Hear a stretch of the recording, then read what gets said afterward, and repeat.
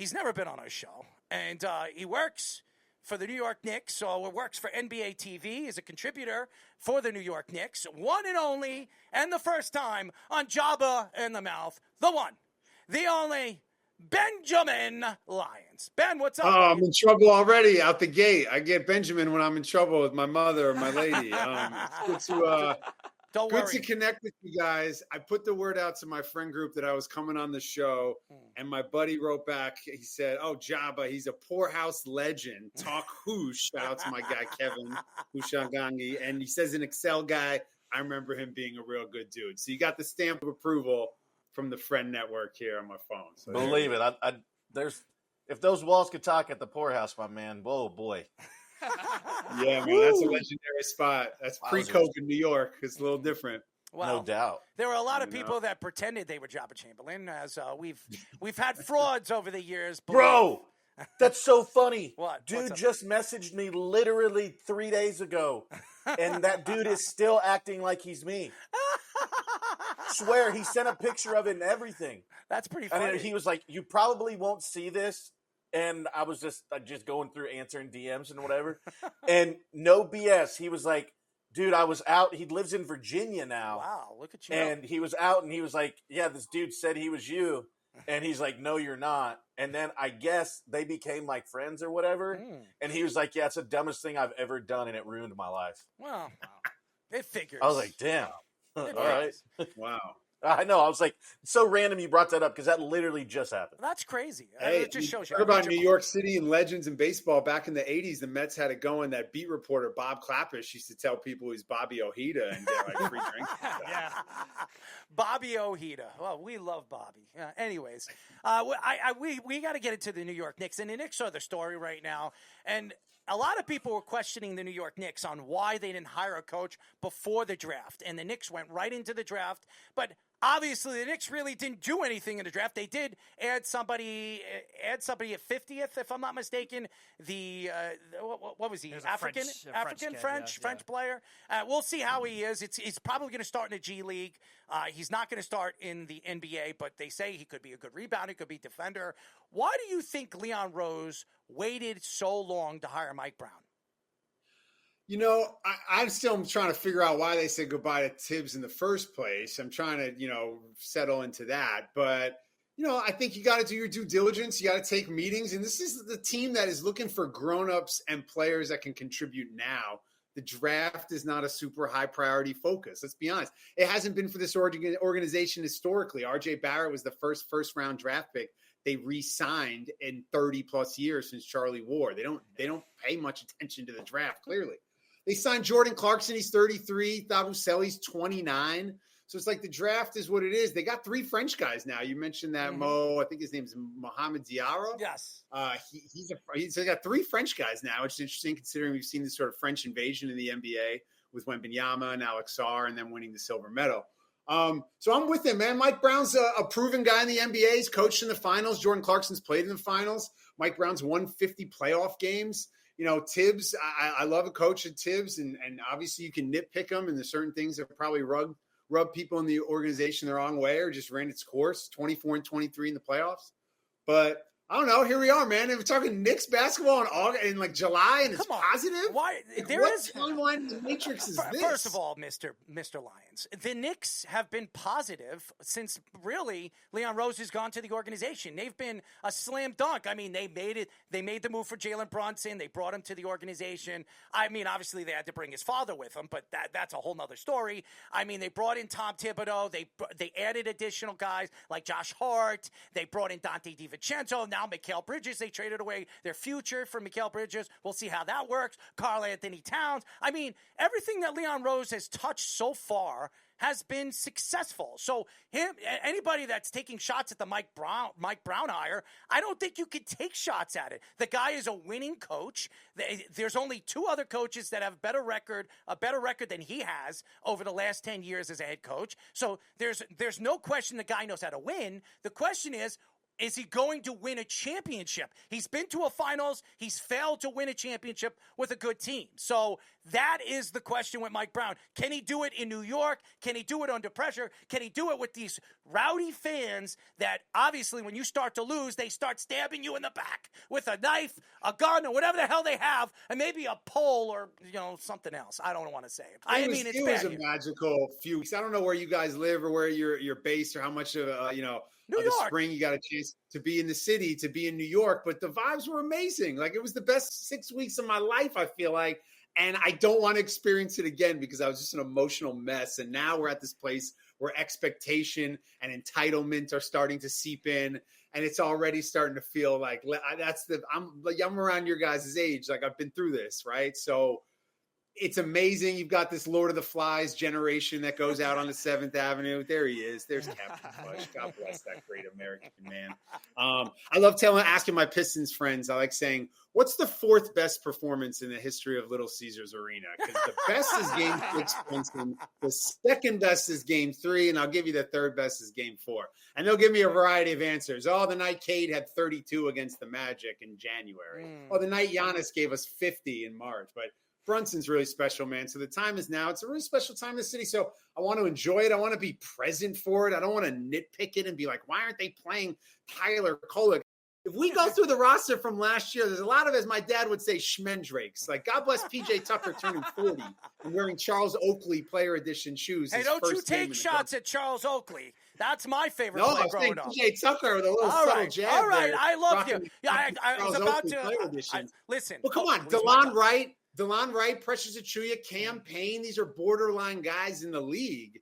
And so the conversation of Tibbs didn't play the bench, like, I didn't need more campaign pull-ups. Like, that's not the recipe. They just didn't have the talent last year. Now you add Clarkson, a 6th man of the year, and a bucket. I'm with it, man. I'm ready. I'm very excited. So you seem pretty passionate about wanting to keep Thibodeau. Like, what are the biggest, disclaimers that people have had against him that you're like, this is not as big of a problem as it was originally out to be? I think people really don't understand just how hard it is to win every single night in the NBA. And some of his detractors will say, how come on a Tuesday versus Charlotte in March, he's not playing with the lineup and trying different combinations, and they go down 12 early, don't call a timeout, let them play through it. Like, using the games to kind of tinker and stuff. Because then the playoffs come around, you're like, oh my God, what do we do? Because Brunson and Cat can't defend together. But that's I don't know. That's rarefied air. That's Zen Master stuff, what he would do back with the Lakers and stuff. I don't know. I think it's just hard to win 50 games. And you got to think about the fact that Mitchell Robinson was hurt for most of the year. So Cat's playing out of position. Hart's really a bench guy who brings energy. They maxed him out. They maxed out Deuce McBride. They've maxed out every guy on this team. So I don't know what Tibbs get. I think where detractors, I agree with them, is they're up 24 with 2 minutes to go. Why is Bridges on the floor? That kind of stuff. I was driving people nuts, I know. But, it's collaboration. It's a collaborative kind of generation of basketball minds, and people want to feel a part of it. And he might have gotten a little too isolating and kind of me and my guys against the world and not really bringing in the entire scope of the organization. But I don't know. We'll see. It's a great run for him in that it's a dream job. And he did something that I never thought I'd see in my lifetime. They're really good. They're really fun to watch, and they're good. Ben, did you think too, we've talked about this and kind of across all sports. Obviously we see that you are passionate about Tibbs. Do you think there's sometimes there needs to be a change, or do they just end up using the coach as the fall guy because they have to blame something? No, a little bit of both, Joba. I mean, I think you look at big business, and that's what professional sports are now. CEOs change, CEOs change, top executives are always changing jobs. People work at CAA, then they work at William Morris, and they work at, right? You kind of jump around. So, but yes, there needs to be a scapegoat, but there was no problem. There was nothing to blame. What, can we have at least enjoyed it for 2 weeks after that historic run that took me back to my childhood? My English teachers texting me. I'm calling my dad in the middle of the day crying because I'm just so elated. and we only get 48 hours to like sit in it and enjoy it. Like that was the kind of tough part about it. It's always Indiana. It's always Indiana that screws us. It's always Indiana. It's and always that's a Indiana. real rivalry. I mean, they're solid, man. And it's kind of cool how the two cities, let's be honest, like kind of take a different approach where the Knicks have big stars always. And, Indiana's like this team kind of collaborative thing. It kind of fits the region. I don't know. I like the kind of small town market thing versus the big evil city kids or whatever. That's Pat McAfee curses out Chalamet. But let's see Chalamet, by the way, on a Tuesday in November against Charlotte at the Garden. Like, can we get some of that? I don't want to hear Pat McAfee talk about basketball. Please stay with the football. I don't want to hear. I don't want to hear. Mike Lee. Like, come on. Listen, I got a personality. You have to listen to the show. There's a lot of craziness. On the show. Joba, I got a question for you, man. When the Yankees had it humming in the city, like, how did you as a player feel the energy in the city shift? Was it like talking to the guys in, the street, construction guys in the bar? Like, the poorhouse crew, like, how do you feel that the city's on fire as a player? There's like for people that don't like get it, or like everybody's like, New York's too much, this, that, and other thing. It's different when you actually live there. Visiting is completely different. And so I think you just have a feel for the heartbeat, right? And what happens is you feel the buzz. Like there's just something in the air that it makes me smile thinking about it. Along with it comes a lot of free stuff, which is even an added bonus. Figures. But I think it's the buzz and the energy that is combated with winning and doing that. But just, you're walking down, you're getting honked at, everybody's saying, good luck, go get them. I think just the energy and the heartbeat of this city, as it goes, and when you feel it, it truly is special. And, but as we all know, as much as they love you, they hate you just the same. You got to take the good with the bad. Hey, I was just in Madrid and I saw Evan Fournier playing for Olympiacos, so I gave him the business still. You know what I mean? So, that's now he's moving to the soccer tone over here. European football, as the English would say, but and have attacked us on social media saying, "Don't call it soccer; it's European football." You Americans. Bet if we accumulate all these French players more often, Evan Fournier will get a one-day contract. You dumb Americans. Are we going to see them all out at the MetLife on Wednesday when Mbappe and PSG and Real Madrid come to town? I feel like we should see the Knicks out there. We saw Deuce McBride lighting fireworks on July 4th. How wonderful. Promoting the NBA on NBC. I like that. So he blows his hands up like JPP did, and then we have a guy that's playing with three fingers. Wonderful. Great job, Deuce. So I have no stay away from the fireworks. He was wearing a sweater vest July 4th and wasn't sweating. I do not want to see Deuce McBride lighting up fireworks and blowing his hands.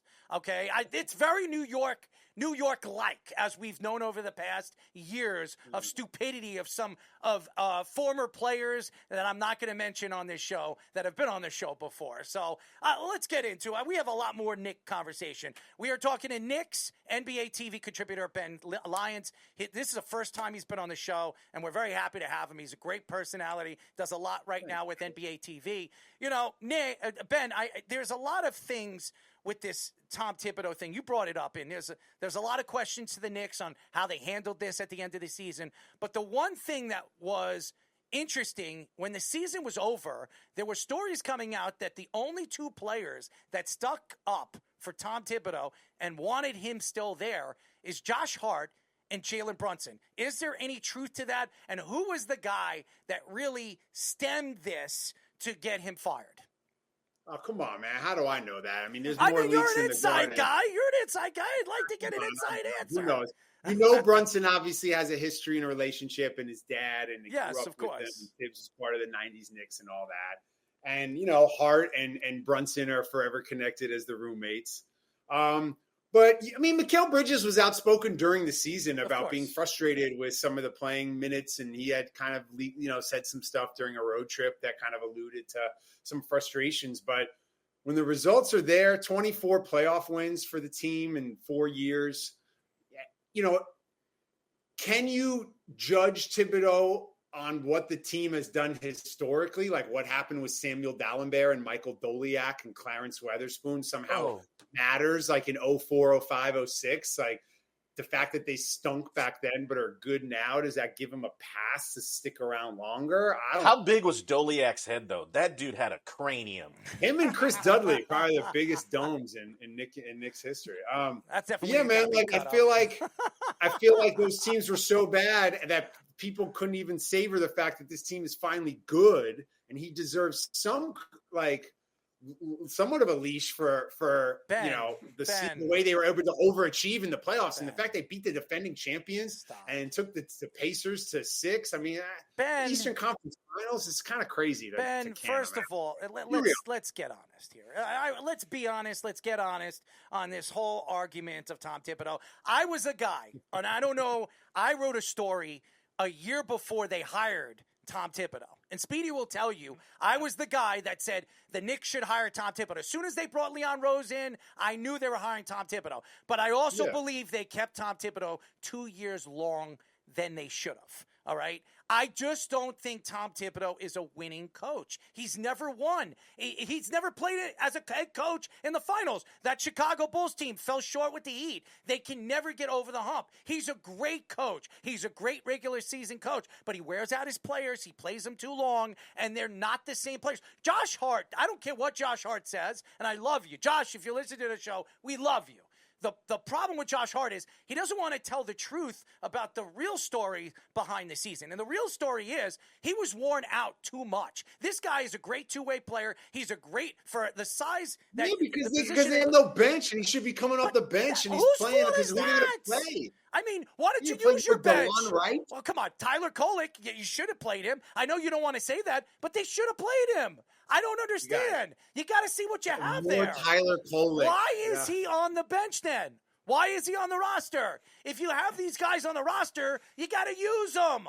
That's what I'm saying, Ben. He doesn't use these guys. He doesn't use young players. There have been attacks with him when he was with the Timberwolves that he doesn't like to start younger players. He likes to keep those younger players on the bench to learn. And then by the time he's a head coach in the NBA who likes playing star players. That's fine. Wow. And it doesn't work like that. That's the wins in the NBA. Yeah, well, guess what?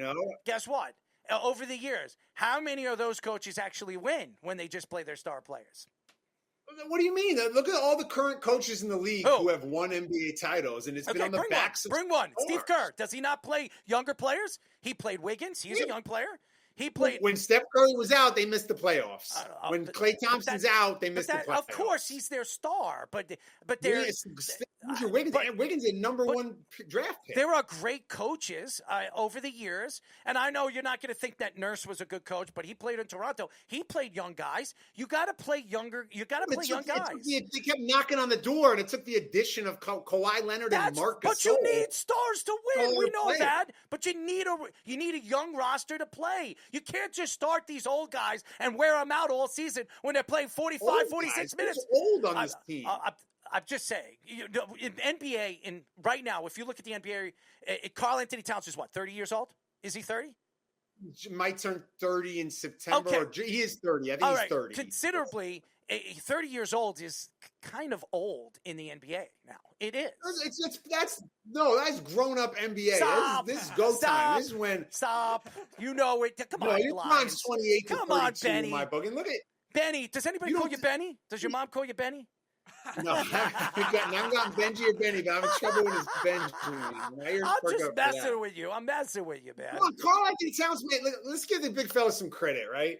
He scored 20 points in the fourth quarter when the season's on the line. They needed him most. He hit threes from, Japan. It felt he chucks up 80-foot jumpers. That's great. Great for him. He hit that one in Detroit, and then it gave him a ball pass the rest of the playoffs to do that. But he's all NBA. He played 65 plus, right? I mean, he's available. He played every night in the playoffs. And so availability is the best ability. They had the best training staff in the league this year. Were all available. And when the playoffs counted, and Mitchell Robinson, who missed 65 plus. So Cat gets a lot of heat for the zesty stuff, but put that aside, man. And the guy is one of the most skilled offensive players of our generation for a big man. He bitches and moans. I don't want to see a guy go out there and cry to the referees. Oh, he fouled me. He hit me. Oh, that's everybody nowadays, though. Come on, that's what this AAU generation's all about. I want to see Karl-Anthony Towns go out there and actually play some kind of lick of defense. Maybe just show up and actually stand there and play somewhat of a defensive game. Hey, hit the glass. He had like 14 rebounds a night. I mean, the guy bored. Yeah, but what happened in the playoffs when he played against Detroit and when Detroit was punching him in the trouble, lip? You're right. Like Detroit was punching him in the lip. They were doing that. The foul trouble was a storyline, and for Brunson too. I didn't expect Brunson to keep getting in foul trouble these playoff series, but you know. The Pistons are a bigger, stronger, faster team, and the fact they were able to beat them and the way they beat them and then to come back the way they did against the Celtics, those games, it's all about the journey, guys. Like, Joba, you know this. Like, it's those big wins that you remember, and you remember your family celebrating, and you remember that. It's like if you win the World Series, you win the NBA title, yes, obviously that is the goal, but it's not a failure.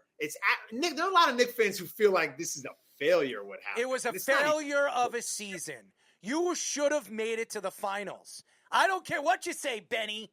I am getting mad now, Ben. I love you. You're on this show. With more Tyler I am angry. Yes, I am tired. I'm tired of watching this garbage of a basketball team. I've watched it since the 90s when the Knicks, those Mean Street Knicks with Oakley and Mason and Xavier McDaniel. Yes, even with the Chicago Bulls, that's the Elijah Rockets. I played against his brother in high school. Kiki Vanderway. Remember those teams? I'm tired. I'm tired of watching this garbage. You had a chance. You're a better team than Indiana, and you laid up lousy goose eggs against a team that you have more talent than. It's to me, that was the reason why he got fired. He didn't show up. The Knicks did not show up in the finals. They went to the Eastern Conference Finals for the first time since you started shaving. It's shaving, please. I mean, it was 99, and I was graduating from high school, so I was shaving, baby, in many different areas. I'm not going to tell you, but please don't. Speedy hasn't shaved since he was born, so.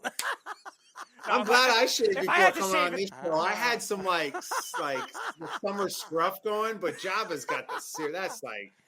Jaba's in full protest mode of Brian Cashman since he left the Yankees. He's got chickens living in his beard right now. No, this is trim. No, when I went to Detroit, yeah, I didn't give a damn. I just let it go.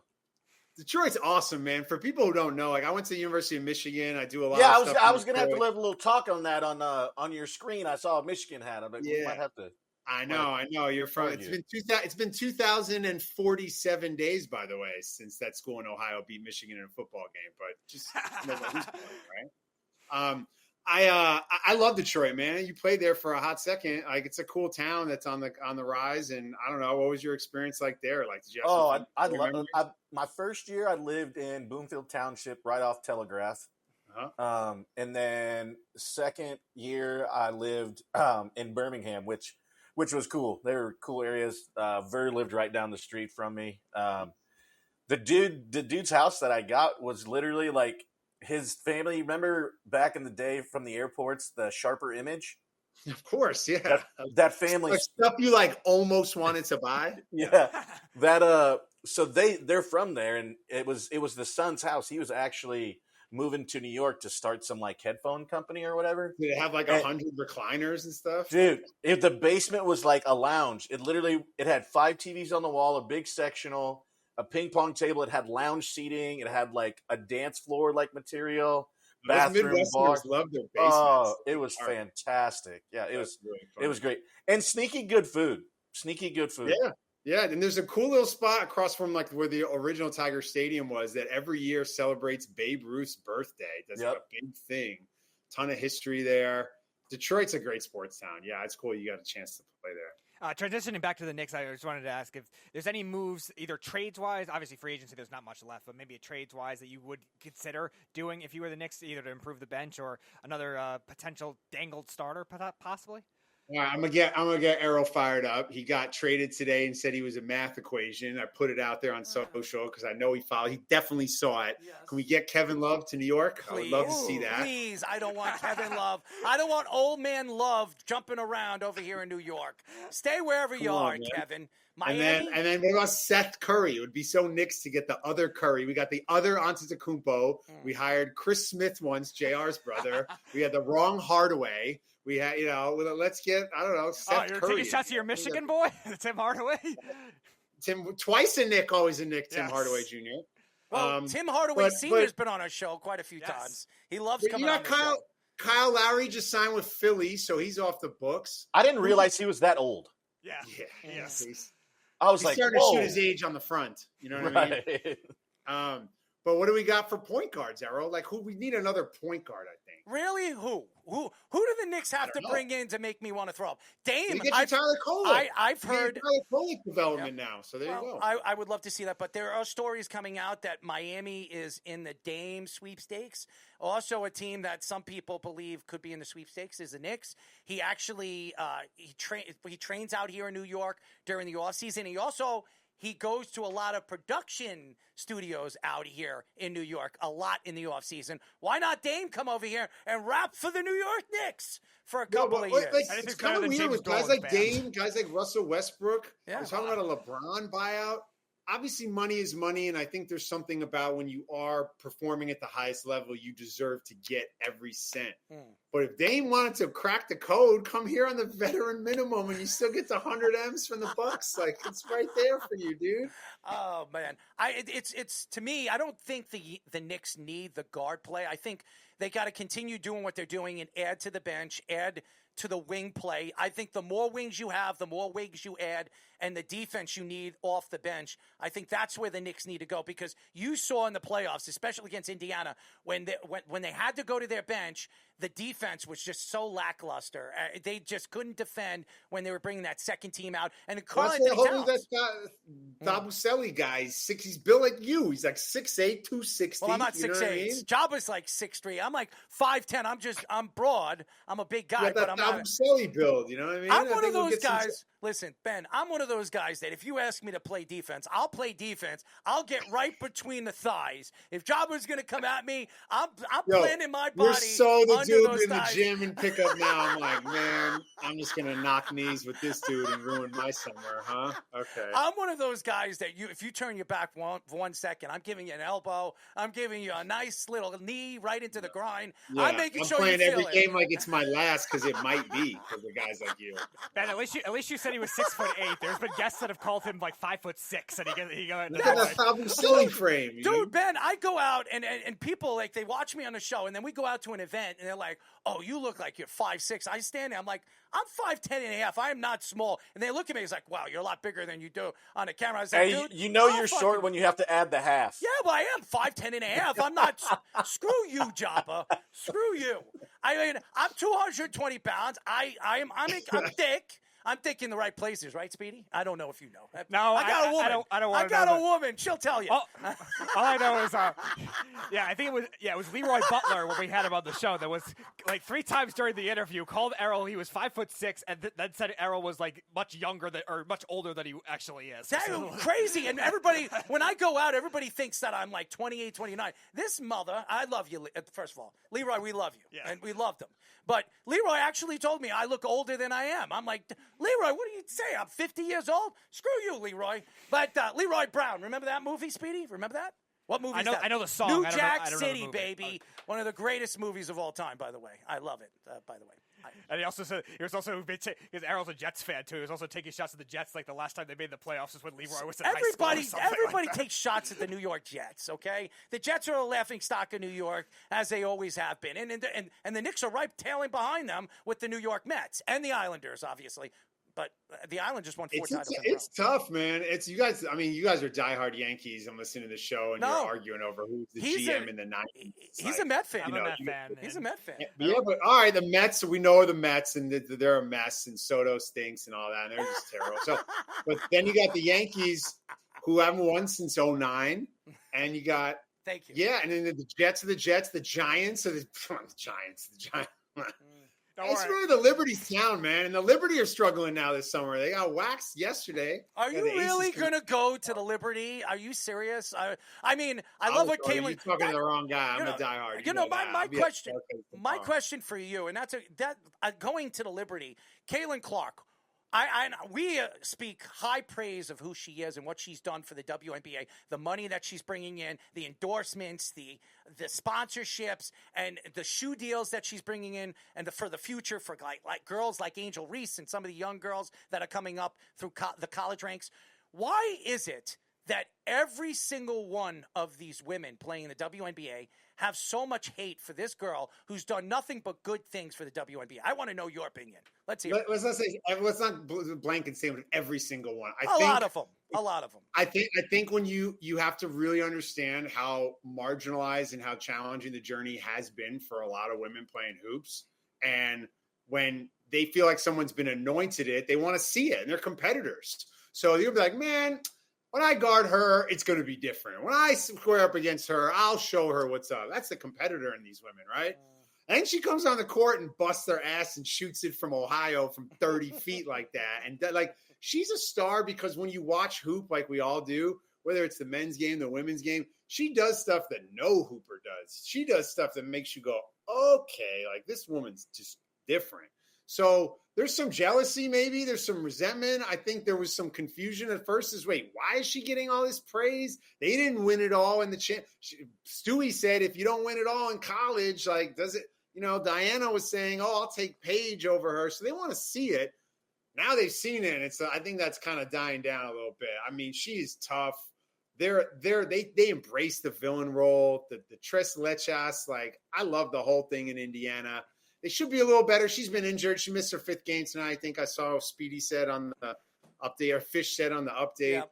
But it's growing pains, man. That league is crazy. That it's like the stuff that they have to go through and have endured over the last, 27 years. I mean, Joba, if you had to go to Russia or Bulgaria for 6 months out of the year to pitch and have no off season to make a living and make more money over there than here, like, you'd have resentment to how the leagues run and stuff. So it's just kind of a mess. But at the same time, it's growing and it's dope hoop. And if you go to the Barclays and just like go on a Tuesday night in July, it's a vibe. Ben, I'm all Ben, in on but the W, because she's doing what she's doing for the WNBA, these girls are not going to have to go to Belarus or Spain or Portugal to play basketball after the WNBA. So I don't know what's the bitching and moaning. And Diana Taurasi, please. Old woman Taurasi going out there and speaking like she's something special. That's a UConn thing.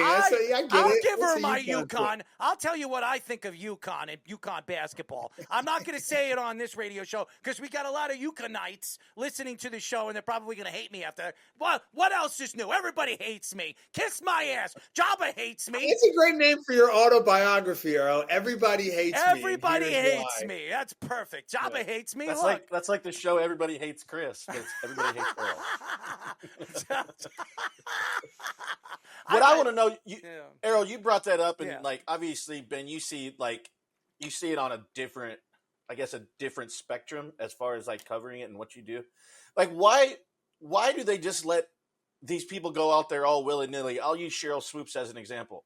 She's like, well, she had 5 and 6 years. She's 25 years old.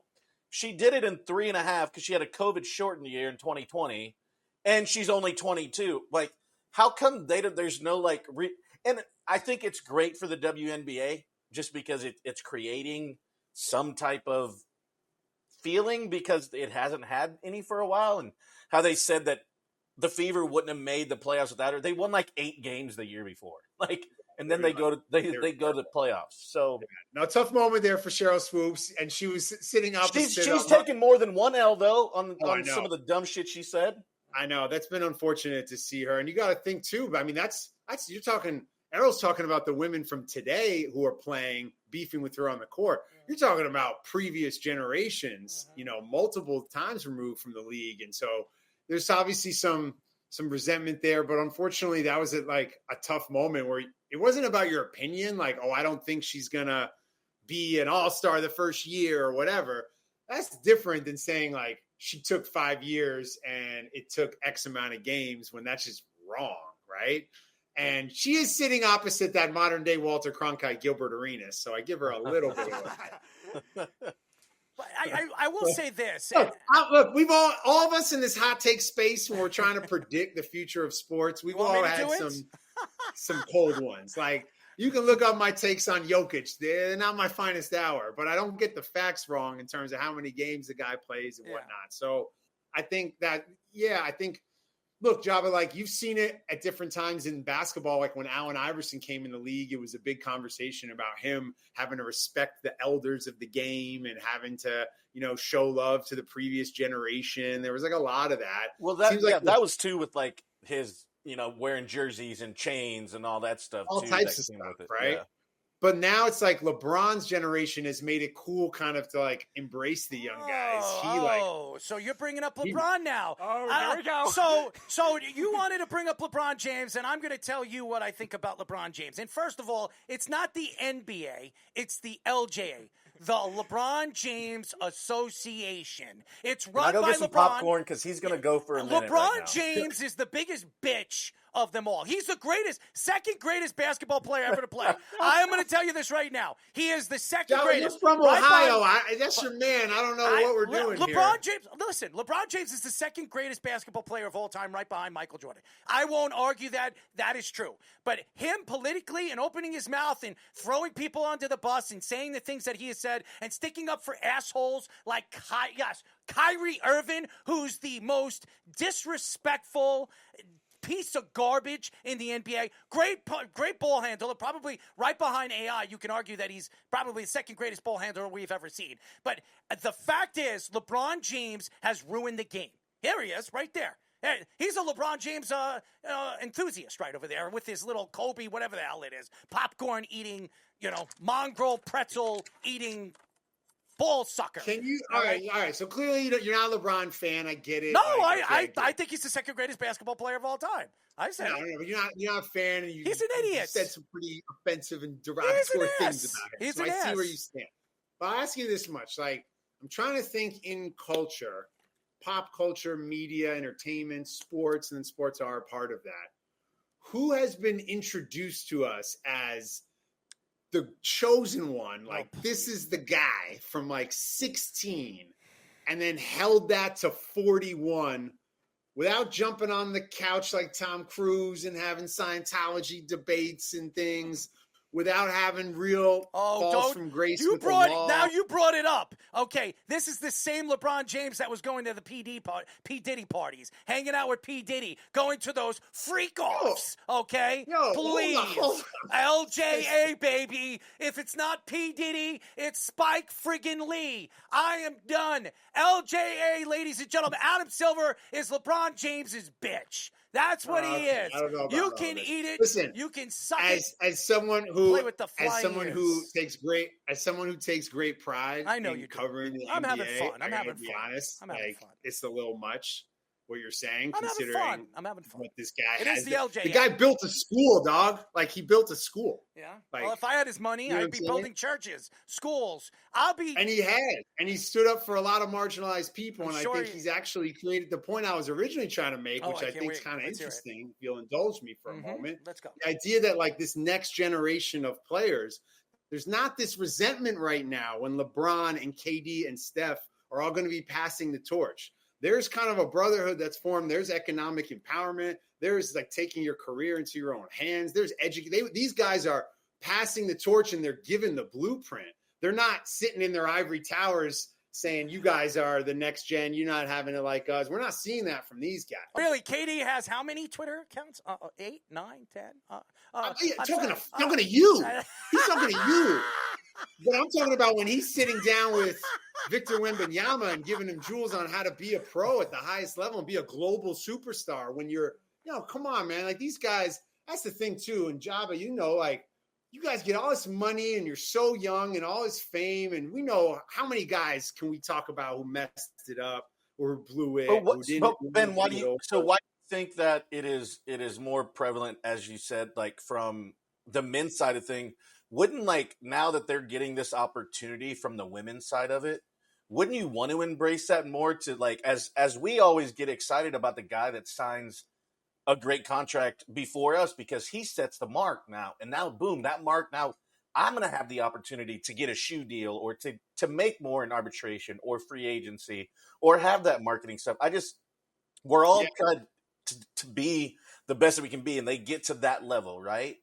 And so wouldn't you want to praise that and be like, look at all this stuff. Look at how much more our attendance is up. And like, I would shower her with all the praise in the world. And is she the only one? No, there's been great players before, Lobo, you've had Lisa Leslie, you've had a ton of great women's basketball players.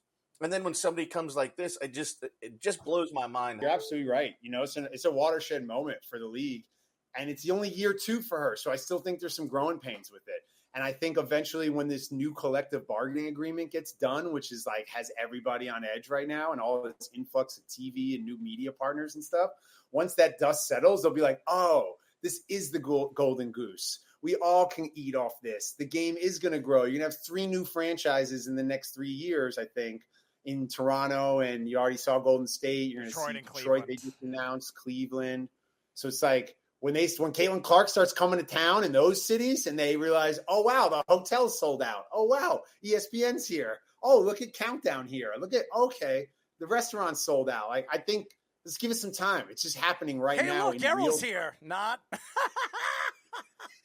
No, it'll be worse. You'll get Pat McAfee talking about Errol's watching the Jets because they just signed a new lineman and they're going to take on stop. Of course. Leave it up to all these so-called radio or television stars to attack me about the New York Jets. I haven't even mentioned the Jets except you idiots bringing up the Jets, and now all of a sudden, oh, he's a Jet fan. Let's go attack him. All right. Anyways, we love you, man. This was a great interview.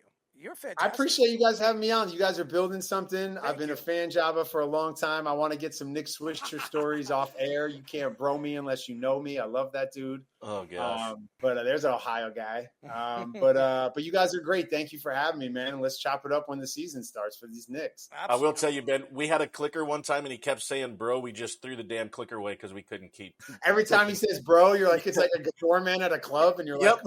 I was like, all right, I'm done. I think me and Cece were like, how many you got? I was like 73. He's like, yeah, I'm at like 70. I was like, I'm done.